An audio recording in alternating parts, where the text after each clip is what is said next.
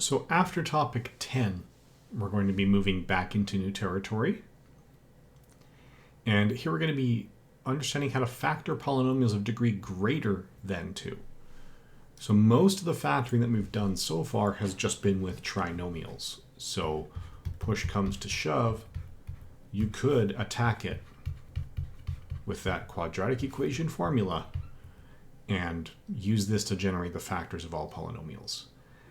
While comparable formulas do exist for degree 3 and 4, it is impossible to come up with a formula for 5 or greater. This has been proven. And the formulas for 3 and 4 are not part of the high school curriculum and, frankly, are not that simple to use. So we're going to be looking at other approaches. The 3 primary approaches we're going to be looking at are doing it by inspection. So looking at coefficients to come up with intelligent guesses for possible rational roots. Now, it's entirely possible that the roots are irrational, in which case this method will fail, but it's worth looking at. And once we've identified those roots, well, how do we deal with them? We could do it by graphing them. If we graph it and find specific places where it passes through the x-axis and gives us a 0, well, then we know we found a root.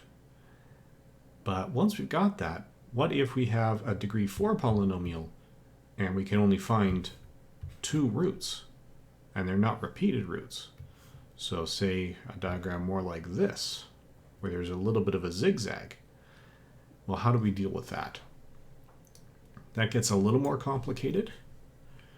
So we're going to be looking at 2 other approaches, specifically synthetic division and polynomial long division. So before we get to that, it may be worth polishing up on your long division skills. Say dividing 12 into 1,234, aside from the fact that it doesn't go in evenly, is going to generate some number with a remainder. We are going to have the same sort of thing factoring polynomials. We're going to have remainders floating around.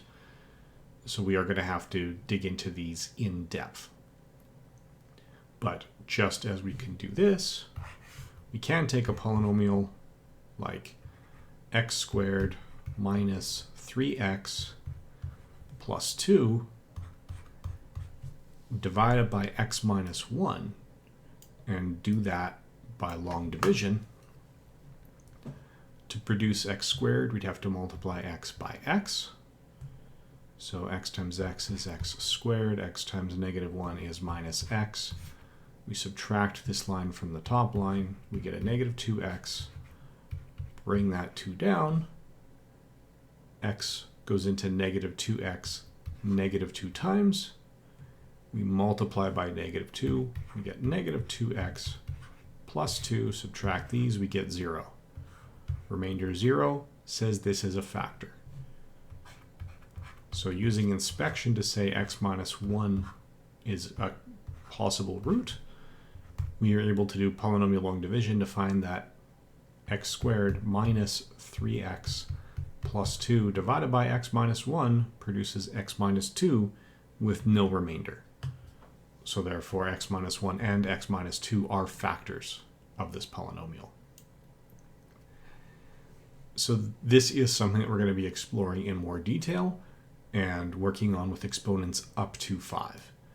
And the reason that we're going up to and including 5 is this one right here.